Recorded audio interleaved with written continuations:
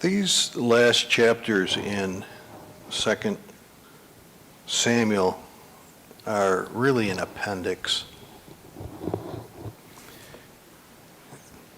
We've gone chronologically for quite a ways here, and now we get to some passages that occurred previously. And I'm going to skip some of this because, well, I just don't want to go back and fight any more wars. There is one interesting thing, there's one interesting passage that I'm skipping, and we learn that not only was Goliath a giant from Gath, but he had a son also named Goliath, and the two other sons that they had to fight. And David himself didn't do them in, his army did. So that was one interesting thing that's in there. I'm not going to cover it, I just wanted to mention it. Then there's a long list of people who did certain things at certain times, and that it all fits in the narrative previously. So I'm going to skip that. If you'd like to read it, it's interesting stuff, but I just can't go back there and cover any more wars. I just don't want to do it. And there's not that much of it. So today, I want to talk about, there's two poems in this book. One of them is written at the time that David first became king, before he messed up royally. I wonder if that's where it comes from, messing up royally. David certainly did mess up royally. There's this psalm that he had written, and it's almost identical to Psalm 18.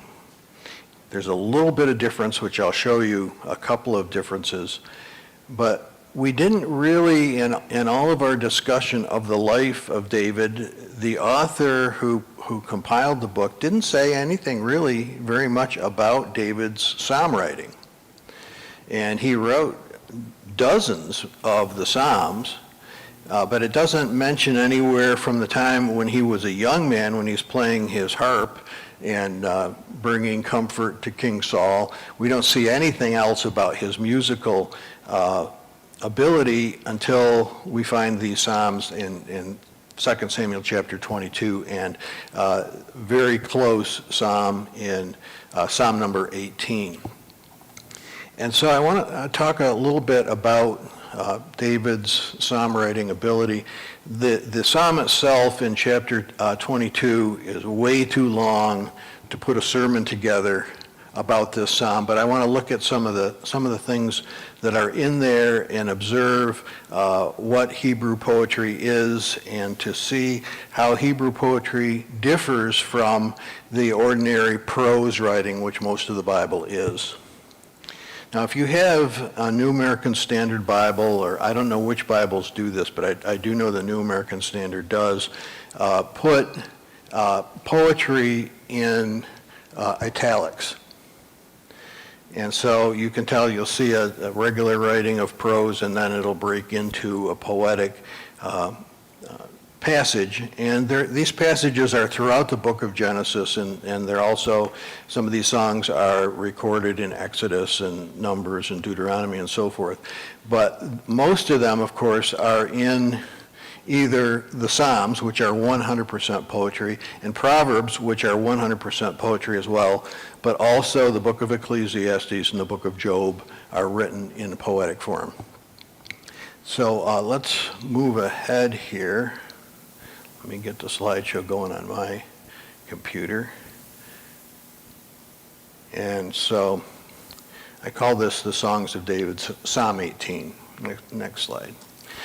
And let me just say that I'm using the New King James Version today, because somebody went to the trouble of putting the New King James Version side by side, and it was a lot easier for me to just cut and paste it out. And so that's why you'll see New King James, which is not normally the version which I use, but it is a version that is a pretty good version. So the first thing that we need to understand about Hebrew poetry is that there's no such thing as a rhyme in Hebrew. Have you ever heard anybody talk in Hebrew?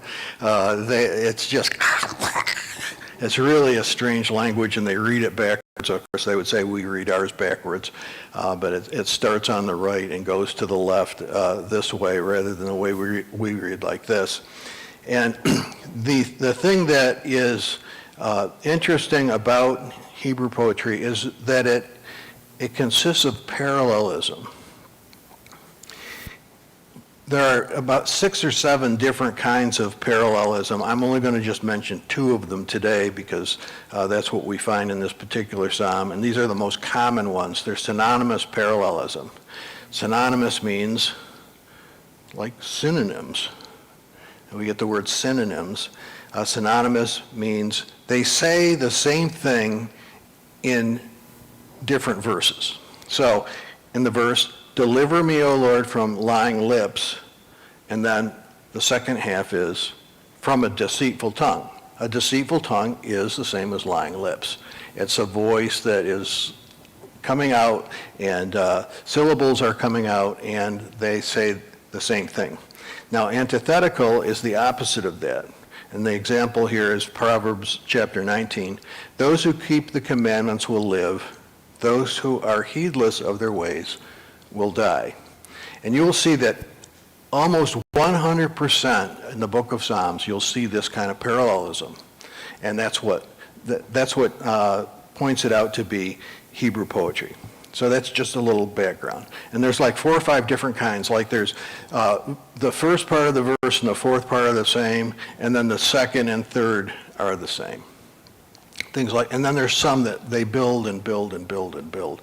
But that's beyond what we're going to talk about today. So let's notice in the next slide, here is a comparison between Psalm 18 and 2 Samuel 22. David spoke to the Lord the words of this song on the day that the Lord had delivered him from the hand of his enemies and from the hand of Saul. So we see that this psalm is from the very beginning of the time when David reigned, before he completely messed up. Now Psalm 18 says, to the chief musician, a psalm of David, the servant of the Lord, who spoke the Lord the words of this song on the day he delivered him from the hand of his enemies and from the hand of Saul. And he said, I will love you, O Lord, my strength. So sometimes, I don't know if you ever do this, but sometimes I'll go online and I'll take a look at the lyrics to songs that I like. Because, in rock music, you can't always tell what they're saying. And so you have to go and you have to really look and see. And I was interested in Roger McGuinn of the Byrds because he was here a couple weeks ago. And I was watching a YouTube, and he was talking about playing with Bob Dylan, and Bob Dylan allowed Roger McGuinn to use Roger McGuinn's version of his song, and he was really delighted because Roger had added some extra stuff in, and so he was very happy to play with the guy who had written one of his many hits. And as I looked at the lyrics, Bob Dylan had eight verses, and Roger McGuinn only had 3 because he needed to get the song down to the radio length where people would play it, and Dylan didn't care. He was making albums, and you listen to all 8 verses. And so sometimes when a poem, somebody takes a poem and works on it and makes it into music, they have to change it a little bit. It's like the Turn, Turn, Turn that Roger McGuinn had recorded and made a hit out of it, and that's, what's the name of the guy that was in the Weavers there? He wrote it.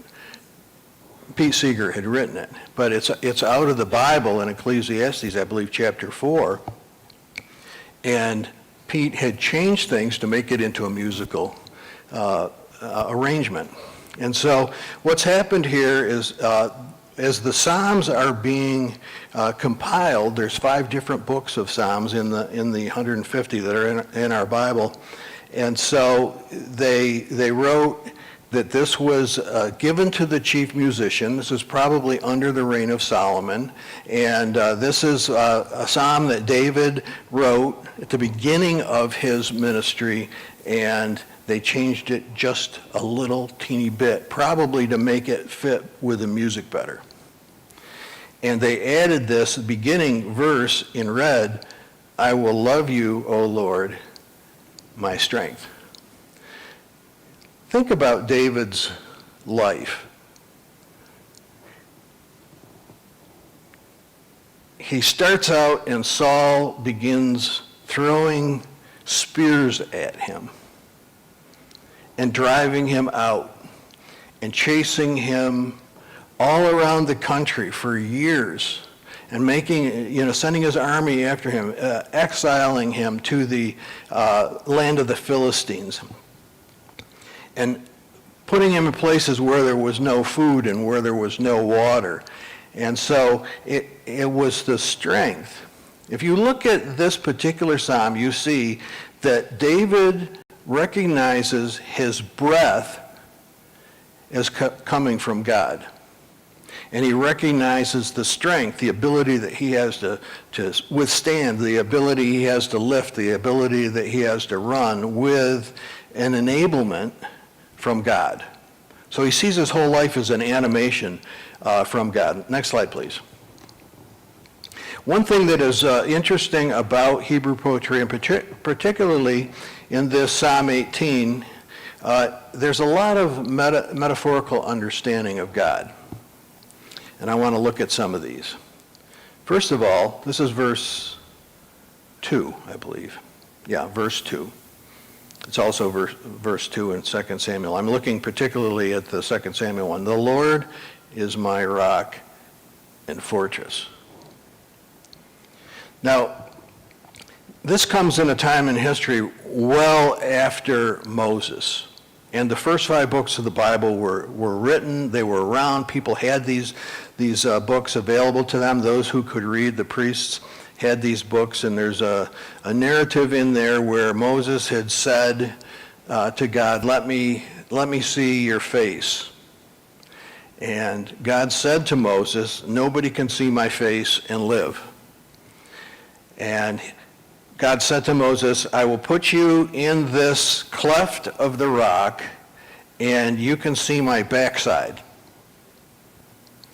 And so Moses gets in the cleft of the rock, and this is where we get the song, Rock of Ages, Cleft for Me. It's based on this particular passage. So Moses goes into the rock, and he sees a small part of God, and he doesn't see the full glory of God. In fact, in this psalm, David writes that the breath of God is powerful, and the light of God, which is part of his breath, is so powerful that it will light coals on fire. That's how bright the real appearance of God is. And we see this in the New Testament, particularly in the book of Revelation chapter 1, where God is, Jesus and God, they're bright. They're like the sun. So the Lord is my rock. So he understands that he's inside. He doesn't know everything, but he's with God, and God is his fortress.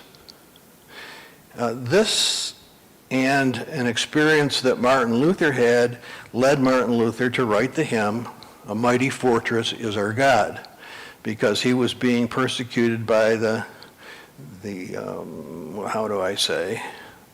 nice Catholics, because he didn't agree with them and they didn't agree with him, and he found himself locked up in a castle for quite a long time, and everybody was looking for him to kill him, and he wrote, "A mighty fortress is our God." So he was being protected within this fortress, and we see in the life of David, he had been protected in this fortress, in that fortress, in the cave of Adullam, and all these different times God had put his protection around him, and so he says, he's my rock, he's solid, I'm with him 100%, he's with me 100%, he's protected me in the fortress, he's my deliverer, he's my savior.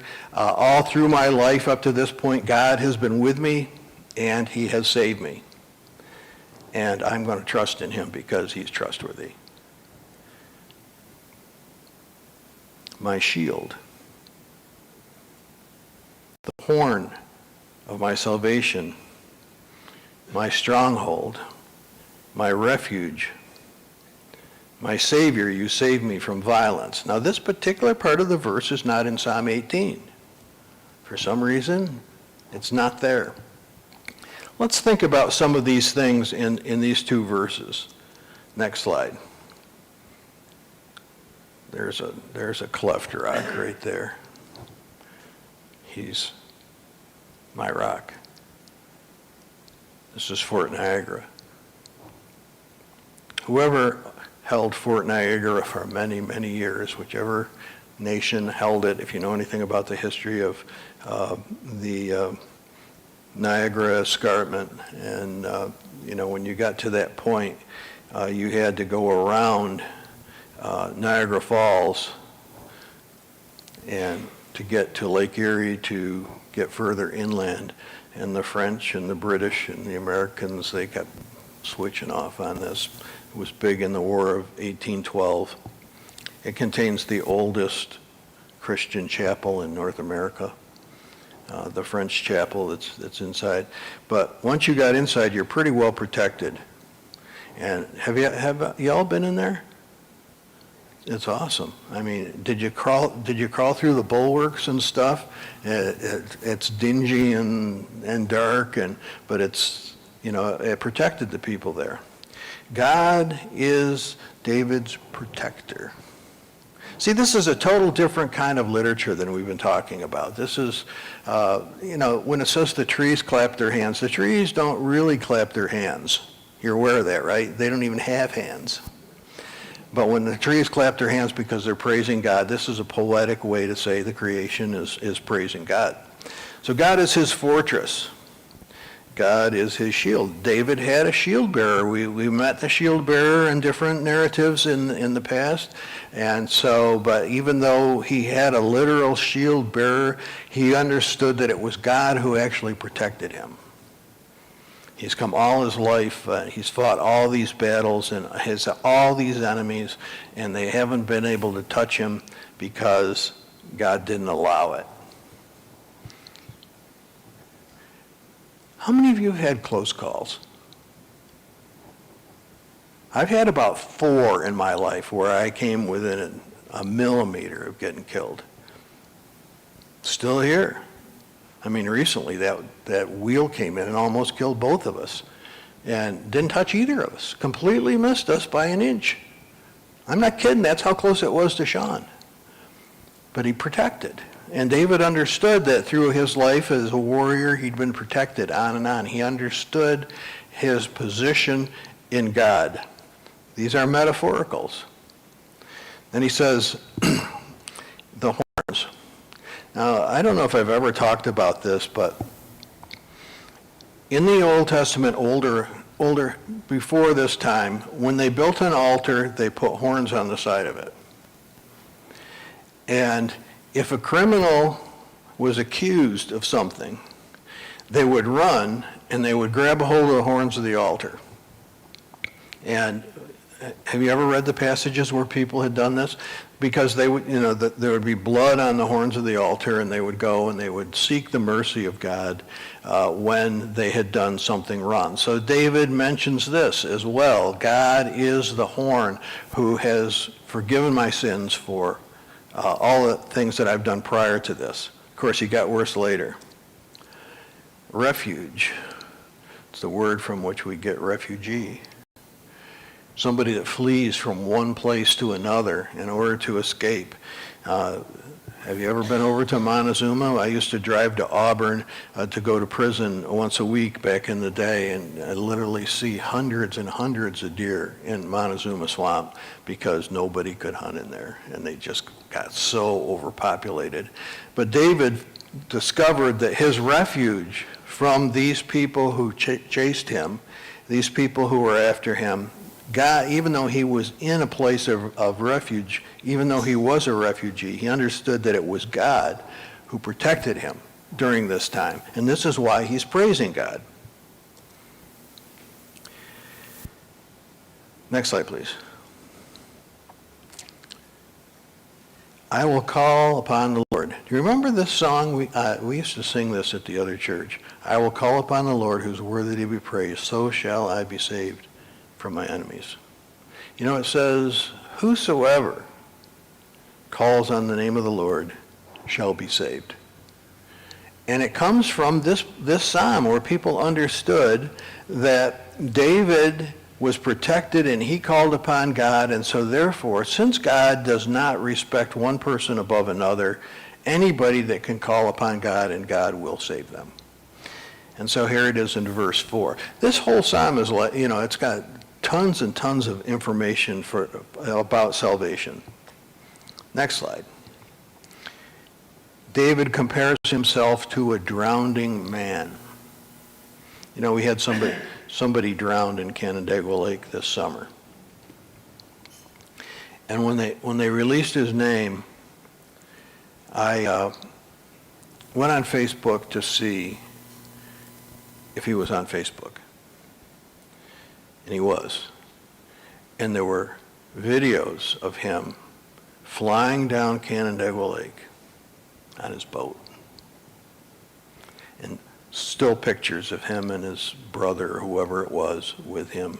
And they were all happy and joyous, and this guy was up from somewhere near New York City, and isn't this beautiful, isn't this wonderful? And the next day, not the next day, the same day, the guy drowned in the lake. And I felt so bad, Cheshire took the boat over and they were looking for the guy and stuff. John went over on the other side with, I think, 61 or something, didn't he? And they looked, and eventually I think the state police finally came in and found him. So David compares his predicament to a man who was drowning. When the waves of death surrounded me, the floods of ungodliness made me afraid. In Psalm 18, it was changed to the pangs of death and floods of ungodliness. So it's a little bit different. It was like a snare. You know, they would take a piece of rope and take a limb, pull it down on the rope, like a lasso rope, and they put some bait there, and then when the animal would come and get the food, they would trip the thing, and the lasso would grab them by the head or by the legs and flip them up into the air where they would hang until somebody came and took them down for food. And David sees the things that came against him previously in life to get him to where he was as a king, as snares that had confronted him all the way along, and temptations, like the temptations that he had to kill Saul. He had the ability on 2 different occasions to kill King Saul, but he didn't. He did the right thing earlier in his life before he did the bad thing. Next slide, please. Look at this and think about it a little bit. With the merciful, you will show yourself merciful. With a blameless man, you will show yourself blameless. The New Revised Standard will say the blameless person. That's how it would be translated. With the pure, you will show yourself pure. With the devious, you will show yourselves shrewd. You will save the humble people, but your eyes are on the haughty, that you may bring them down. And I think this is a clue to understanding people's view of God.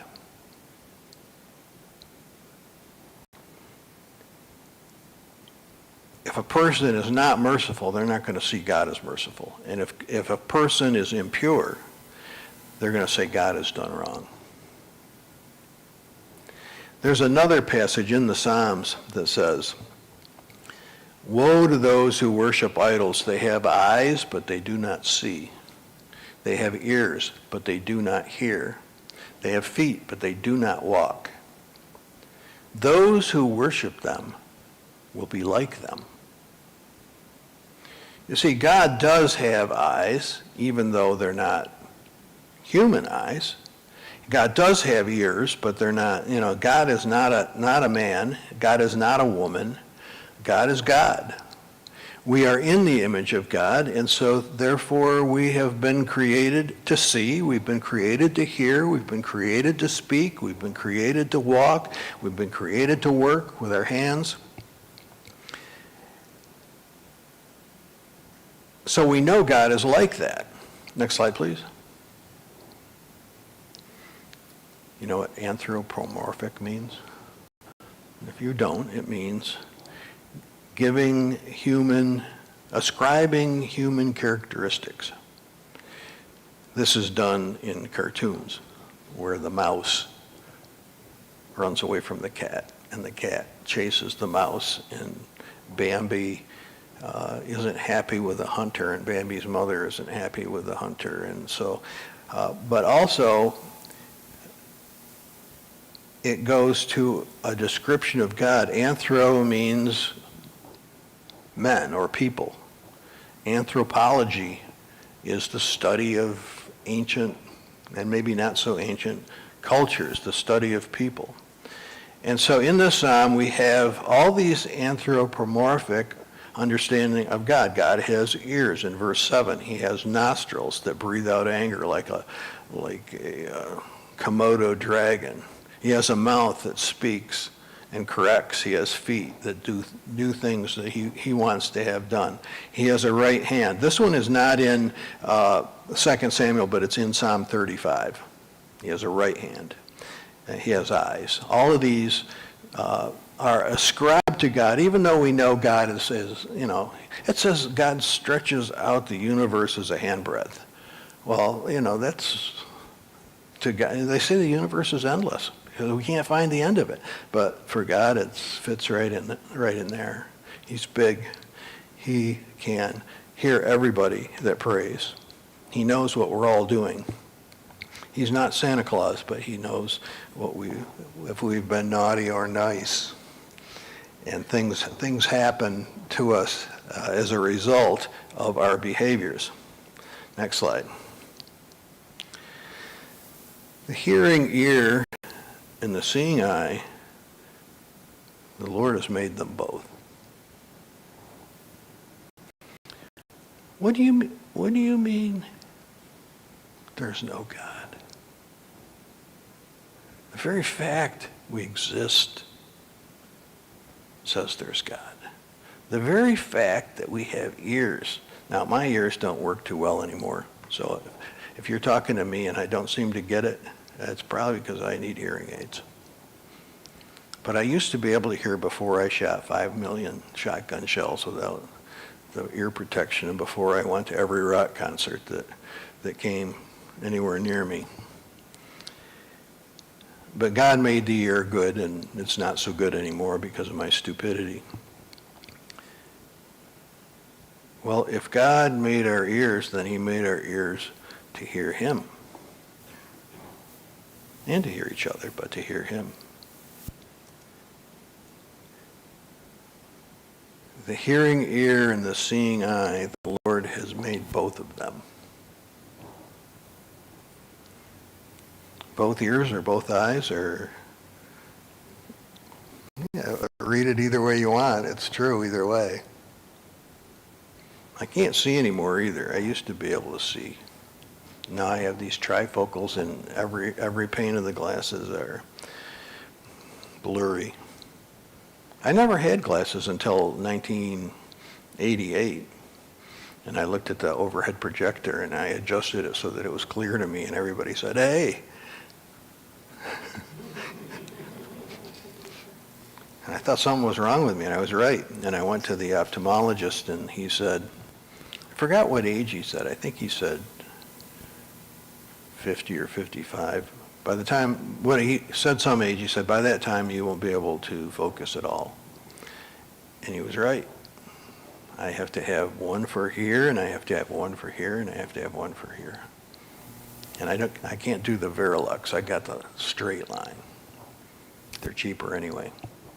I tried the Verilux, but I couldn't do it. I probably could, but I didn't want to. Out of his nostrils the smoke goes forth, as from a boiling pot and burning rushes. When you make God mad, he snorts. He lights your field on fire.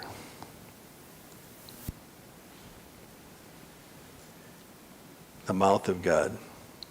Now, I picked this one particularly because I don't think this guy's brushed his teeth properly. And I don't think that aspect of it has anything to do with God, but that he might make you understand that man does not live by bread alone. Why would he make you understand that? Because he had turned off the bread. But everything that proceeds out of the mouth of God. You see, prayer is two ways. It's what God is saying, which is the most important part, and then it's what we're saying back to him. How is this psalm used in the New Testament? In two places it's quoted. I will put my trust in him. I will love you, O Lord, my strength. The Lord is my rock, my fortress, my deliverer, my God, my strength, in whom I will trust, my shield, and the horn of my salvation, my stronghold. He's making a point, and he says, yeah, it says that in 2 Samuel, I will put my trust in him. So as we read the psalm and we look at the experience of David and we see how he overcame by his faith in God up to that point, and he encourages each Christian to put their trust, each person that reads that, to put their trust in him. And again, in Romans 15, is quoted again from Psalm 18, in order that the Gentiles might glorify God. Well, that's us. It depends on the translation. It might say the nations. You know, Jews call anybody that's not Jewish a Gentile. But the word definitely, the original meaning of the word is the nations, the people who are not in the commonwealth of Israel. And Paul is pointing out here to the Romans that the son of David who has come, because of the promise to David 1,000 years previously that he would always have a descendant to sit on the throne, the person Jesus Christ, he would be the Savior of not only the Jews, but of the Gentiles as well. And it says, therefore, I will confess you among the Gentiles and sing praises to your name. There's something about confession. There's two kinds of confession. There's, of course, the confession of sins, which we need to do on a regular basis. We Protestants don't make you tell the preacher or the priest. We don't really want to know. But there's the other kind of confession, which means when you're in the community around the people that you are around, that you don't hide the fact that you're a believer, that you confess that you actually do believe in Jesus Christ. And so it's quoted in Romans in that light. And it all comes from 2 Samuel chapter 22. Next slide, please. This is near the end. This is the end of verse 50 and the beginning of verse 51. You see why I couldn't do it? I mean, I got like 4 verses in on the front end. Now I'm at the back end because there's all kinds of other stuff in the middle. Just can't can't take a psalm like this and teach on it in 30 minutes. Sing praises to your name. He's the tower of salvation, another metaphor. You know, when you go to Germany, you actually anywhere in Europe where they had the feudal system, the serfs had to build the prince's castle, and the serfs had to build the church that was with the prince's castle, and the people who were the serfs for that principality, the prince had to build a church there, and all the people would be either, after the Reformation, they'd either be Lutheran or they'd be Catholic, depending on the religion of the prince. And even though the people worked for basically nothing, the prince lived in splendor. Now, if we go in there now, they're cold and they're not really hospitable, but for the time, they really were. And if anybody came to fight, the prince had a responsibility to take care of the people. The people would run into the castle. They'd lower the door. There's a moat around it with, I don't know, snapping turtles or something in it to keep you from swimming across. And the people would escape into the castle, or if need be, if they break in, then there was a tower. And it says, the name of the Lord is like a strong tower. The righteous will run into it. That's in one of the Psalms. I'm not sure which one. But here David says he is the tower of salvation.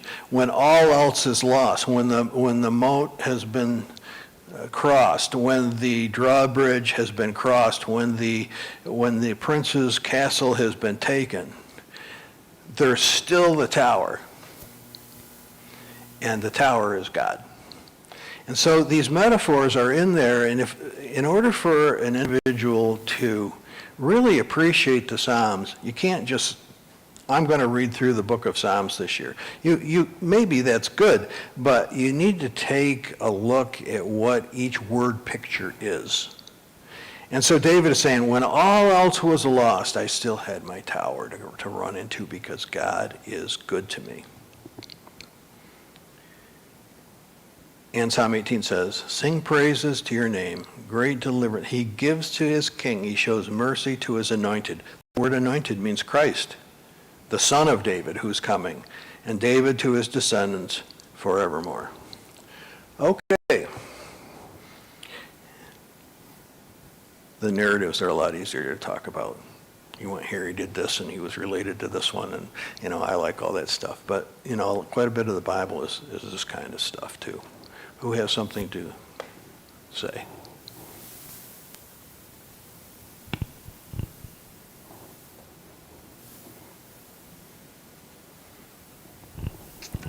Always count on Rick and Jean, and Keith sometimes.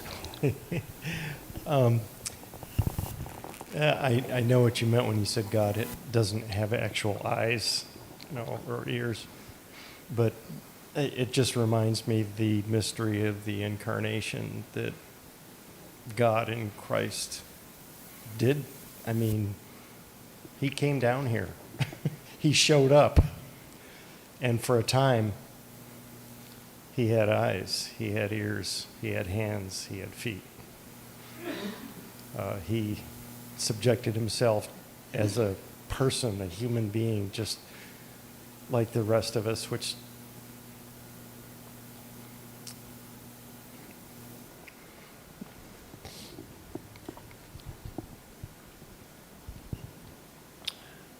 just astounds me. So he is a God who sees.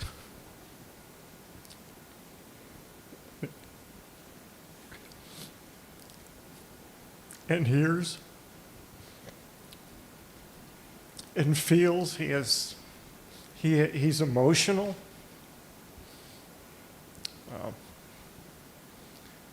Yeah, all that stuff. I mean, he was hungry.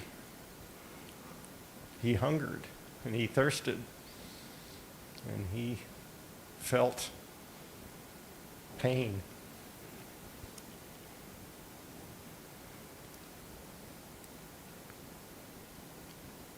that level of intimacy.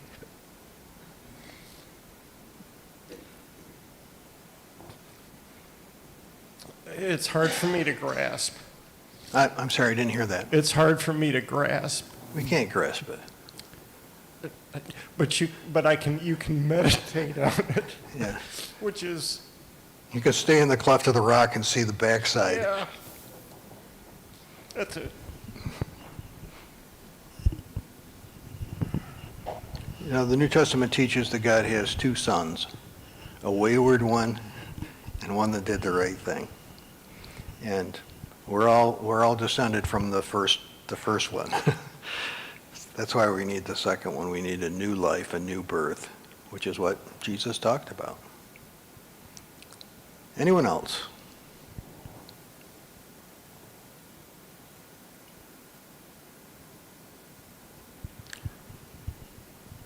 Who's going to go home and read Psalm 18 before you come back? Everybody, right? You're all going to do that, right? Okay, good. God bless you all. Have a great day.